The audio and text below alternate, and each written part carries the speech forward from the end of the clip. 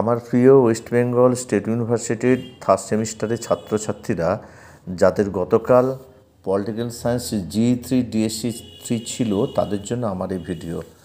তোমাদের নিশ্চয়ই প্রত্যেকেরই পরীক্ষা ভালো হয়েছে যারা প্রসাদ টিউটোরিয়ালের সাজেশনকে ফলো করেছো।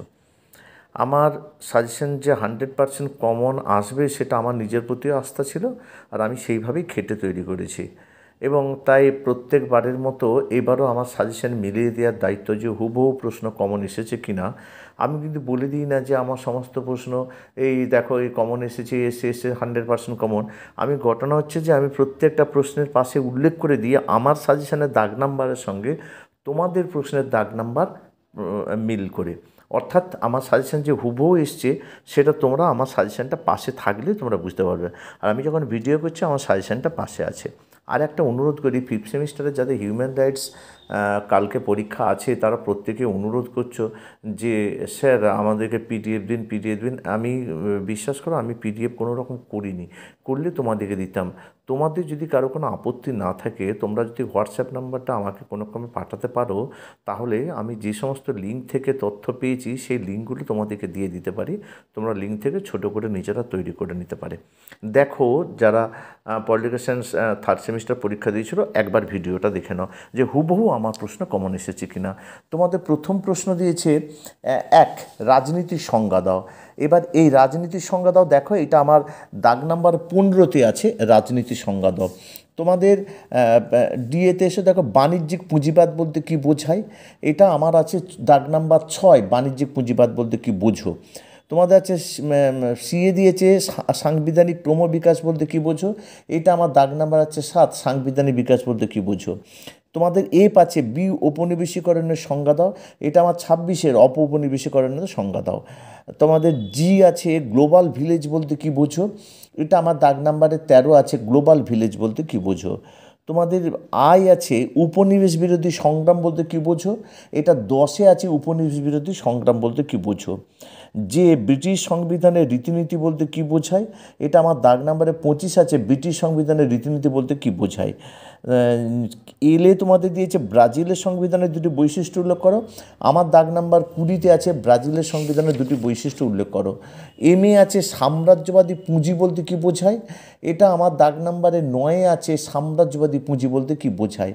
তারপরে আছে ওয়ে আছে যে চীনের রাজনৈতিক অর্থনীতির দুটি বৈশিষ্ট্য, এটা আমার আছে মডেল 3 এর বড় প্রশ্ন, চীনের রাজনৈতিক অর্থনৈতিক মৌলিক বৈশিষ্ট্য। তার মানে তোমাদের যে 10টা করতে হবে, 10টাই হুবহু আমার একবারে তোমাদের যেরকম দেওয়া আছে আমার সাজেশন ঠিক সেই রকমই আছে। এবার মডিউল 1-এ দেখো, তোমাদের সবথেকে অবাক কি জানো, আমি খুব রিস্ক নিয়ে মাত্র 2টো প্রশ্ন দিয়েছিলাম মডিউল 1-এ। আমার তো চিন্তা হচ্ছিল, কারণ বাই চান্স যদি একটা ফেলিয়ার হয় 10 নম্বর চলে যায় মানে বিরাট ক্ষতি, তারপরে তো তোমাদের সমালোচনা ঝড় উঠবে। সে মাথায় রেখেও আমি রিস্ক নিয়েই দিয়েছি 2টি মাত্র প্রশ্ন। এক হচ্ছে তুলনামূলক সরকার, তুলনামূলক রাজনীতির মধ্যে পার্থক্য, আর ইউরো কেন্দ্রিকতার অপ্রকৃত। আমার ফার্স্ট প্রশ্ন ছিল তুলনামূলক সরকার ও তুলনামূলক রাজনীতির মধ্যে পার্থক্য।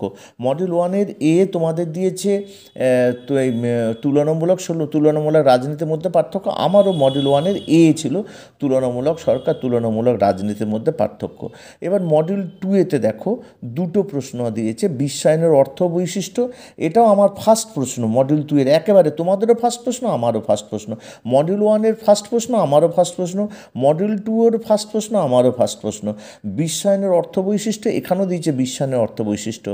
তোমাদের ডিএ দিয়েছে ঔপনিবেশিকতার অর্থ প্রকৃতির সমালোচনামূলক বিশ্লেষণ, আর আমি এফে দিয়েছি ঔপনিবেশিকতার অর্থ প্রকৃতি আলোচনা করো। অর্থাৎ মডিউল 2-এর দুটোই এসেছে। এবার মডিউল 3 দুটোই এসেছে। তোমাদের ইয়ে আছে ব্রিটিশ সংবিধানের মূল বৈশিষ্ট্য, এটাও আমার ফার্স্ট প্রশ্ন। হ্যাঁ, তোমাদের তাহলে 3টে ইউনিটের প্রথম প্রশ্ন 3টেই দেখো এসেছে। মডিউল 1-এর ফার্স্ট প্রশ্ন আমারও ফার্স্ট প্রশ্ন, মডিউল 2-এর ফার্স্ট প্রশ্ন আমারও ফার্স্ট প্রশ্ন, মডিউল 3-র ফার্স্ট প্রশ্ন আমারও ফার্স্ট প্রশ্ন। ব্রিটিশ সংবিধানের মূল বৈশিষ্ট্য আলোচনা করো, তোমাদেরও দিয়েছে ব্রিটিশ সংবিধানের মূল বৈশিষ্ট্য আলোচনা করো। এফে দিয়েছে চীনের রাজনৈতিক অর্থনৈতিক মৌলিক বৈশিষ্ট্য, আর তোমাদের আমার এটা আছে জেতে চীনের রাজনৈতিক অর্থনীতির মৌলিক বৈশিষ্ট্য। তাহলে হুবহু দেখো প্রশ্নগুলো একেবারে যা দিয়েছিলাম সমস্ত প্রশ্নই কমন এসছে। তোমাদের এই রাষ্ট্রবিজ্ঞান শুধু না, অন্যান্য বিষয়ে যা সেটা তোমাদের কিন্তু একটু রাষ্ট্র করে দেওয়ার দায়িত্ব তোমাদের তোমাদের উপর অনেকটা বর্তায়। তোমরা যদি না সবাইকে বলো যে এইভাবে হুবহু প্রশ্ন আসছে, তাহলে কিন্তু সেটা আমি আরও এগিয়ে যেতে পারবো না এবং তখন আমি উৎসাহ হারিয়ে ফেলবো। সুতরাং তোমাদের প্রতি অনুরোধ, এটা অবশ্যই তোমরা কিন্তু প্রত্যেকে জানাবে। আমার প্রশ্নটা আমি পাইনি গতকাল, আজকে হাতে পেলাম, আর আজকে এই জন্য ভিডিওটা করছি। অবশ্যই তোমরা সাবস্ক্রাইব করবে যারা এখনও পর্যন্ত করনি, কারণ আমি 4th সেমিস্টারের ইন্টারনালের প্রশ্ন, সাজেশন এবং ইন্টারনালের যে সমস্ত বাংলা থেকে আরম্ভ করে অন্যান্যগুলো, ওগুলোকে আমি আলোচনা করব। সুতরাং তোমরা অবশ্যই সাবস্ক্রাইব করে রাখো আর লাইক শেয়ার করতে বিন্দুমাত্র ভুলবে না। আজ এই পর্যন্ত, আবার দেখা হবে পরবর্তী কোনো ভিডিওতে।